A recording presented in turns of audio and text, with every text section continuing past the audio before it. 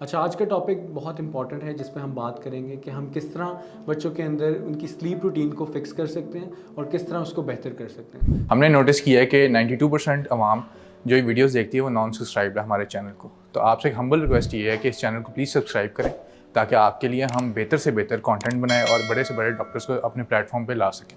Thank you. अस्सलाम वालेकुम, मेरा नाम मोहम्मद हाशिम अब्बास है। मैं प्रैक्टिसिंग क्लिनिकल और चाइल्ड साइकोलॉजिस्ट हूँ।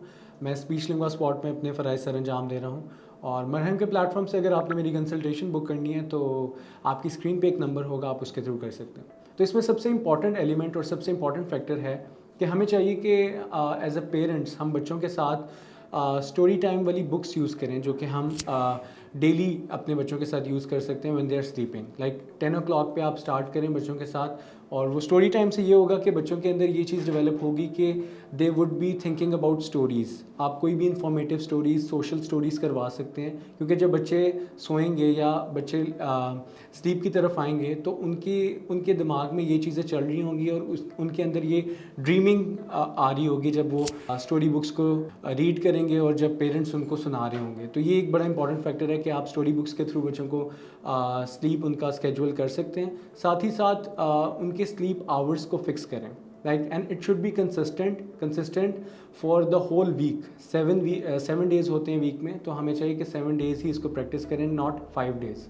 किस तरह कि हमें चाहिए कि बच्चों को 10 to 6 एक नॉर्मल उनकी रूटीन है स्लीप की, वो लाजमी देनी चाहिए और उसके लिए वर्क करना चाहिए। पेरेंट्स को चाहिए कि बच्चों को 9 साढ़े 9 बजे बेड की तरफ लेकर आना चाहिए और उनको 10 बजे तक सुला देना चाहिए ताकि उनकी नींद पूरी हो, जिसकी वजह से उनकी स्लीप स्केड्यूल ठीक हो जाएगी।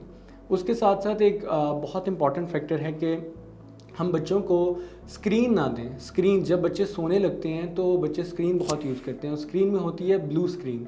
जो ब्लू स्क्रीन होती है जिससे मेलाटोनिन जो है हमारा स्लीप हार्मोन, वो जो है डिक्रीज़ हो जाता है, वो रिलीज़ नहीं होता, जिसकी वजह से बच्चों के अंदर ये स्लीप इश्यूज़ आना शुरू हो जाते हैं। तो बच्चों को बिल्कुल भी स्लीप टाइम के ड्यूरेशन में या उसके साथ साथ आपने स्क्रीन नहीं देनी जिसकी वजह से बच्चों की स्लीप डिस्टर्बेंसेस हो सकती हैं और उनको स्लीप में इश्यूज़ हो सकते हैं। तो आपको एज अ पेरेंट चाहिए कि आप बच्चों को स्क्रीन टाइम ना दें और ये बिल्कुल 10 ओ क्लॉक तक, 10 ओ क्लॉक से पहले पहले अगर आपने देना भी है तो आप दे सकते हैं। इससे पहले आपको बिल्कुल भी नहीं देना चाहिए बच्चों को और उनकी रूटीन को आप सेटल करें इसके through. That's it, thank you.